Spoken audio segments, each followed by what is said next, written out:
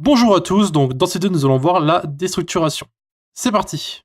Alors la déstructuration c'est très simple, c'est simplement le fait d'avoir plusieurs variables mis à un seul endroit avec des crochets afin de pouvoir lire le contenu d'un objet ou d'un array.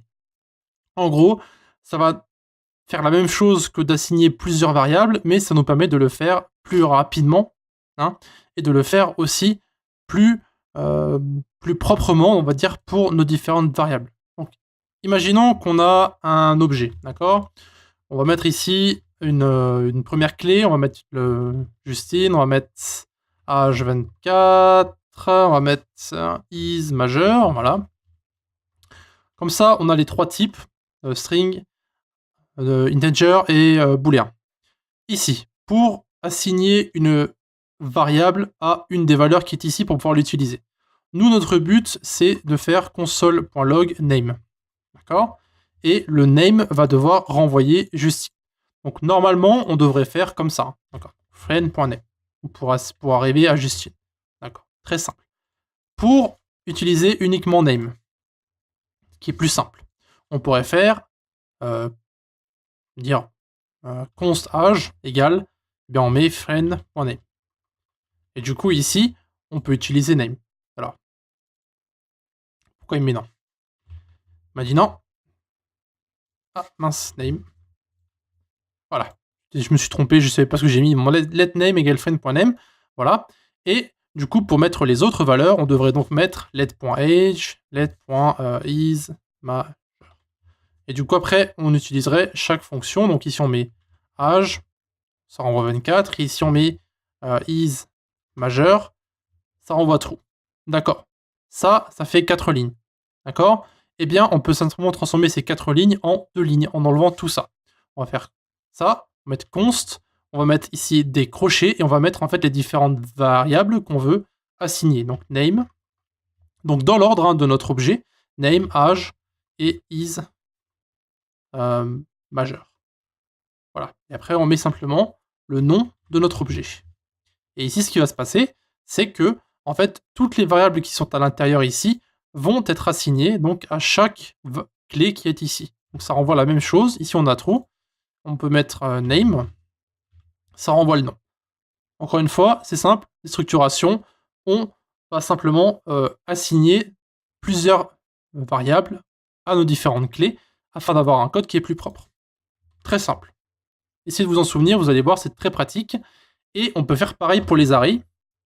Sauf que ici, les valeurs qu'on veut assigner à l'array sont directement dans le entre crochets. Donc ici, si on a un array, par exemple, on met 15, 25, 17, 81, 51, 46, par exemple, eh bien, si on veut assigner la variable âge1 à 15, âge2 à 25, etc., etc., eh bien, on peut tout à fait le faire.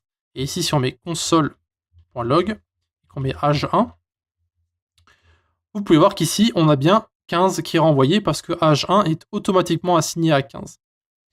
Maintenant, si on veut assigner par exemple âge3 à 46, eh bien, on va devoir ajouter plusieurs virgules, mais sans aucun contenu à l'intérieur. Et ici, on met âge3.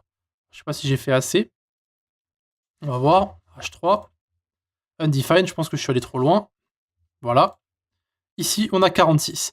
Donc, vous mettez plusieurs virgules donc vides. Après, évidemment, il y a d'autres façons de faire, et des façons beaucoup plus simples. Vous pouvez très bien simplement mettre ici H1 et H2 pour 15 et 25, et mettre le reste de l'array avec un opérateur de reste, comme on a vu dans la vidéo précédente avec les arrays. Donc ici, si vous mettez par exemple âge x et que vous mettez 3 petits points avant, eh bien, ça va en fait renvoyer un array qui contient à l'intérieur 17, 81, 51 et 46. Si j'affiche ici âge x, vous pouvez voir qu'on a un array avec 17, 81, 51 et 46. Très simple. Après, vous pouvez très bien afficher encore une fois âge 1, âge 2 et âge x, et vous allez voir qu'on a d'abord 15, 25, puis notre array. Et vous pouvez très bien utiliser le 2 ici, par exemple. Donc on accédera à l'index numéro 2 qui est 51. 51. Et si on veut accéder à 46, eh bien on met simplement ici 3 et on accède à 46. Voilà. Donc la déstructuration est très, très, très utile lorsqu'on veut éviter, enfin lorsqu'on a plusieurs variables qu'on veut assigner à différents éléments de notre objet ou de notre array, c'est bien d'utiliser la déstructuration afin de ne pas gaspiller trop de lignes de code. Et ça permet d'avoir un code qui est beaucoup plus lisible. Voilà. Si vous avez des questions à poser, vous avez les commentaires de YouTube ou bien encore le Discord de la communauté. À la prochaine. Merci d'avoir regardé notre vidéo jusqu'à la fin. Donc, encore une fois, vous pouvez nous retrouver sur Discord. Donc, l'invitation se trouve en bas à droite. Et aussi, un grand merci à nos Patreons qui nous suivent pour le moment. Donc, qui se trouvent en bas à gauche. Si vous désirez avoir plus d'informations sur Patreon, allez simplement dans la description et retrouvez-nous directement sur le site.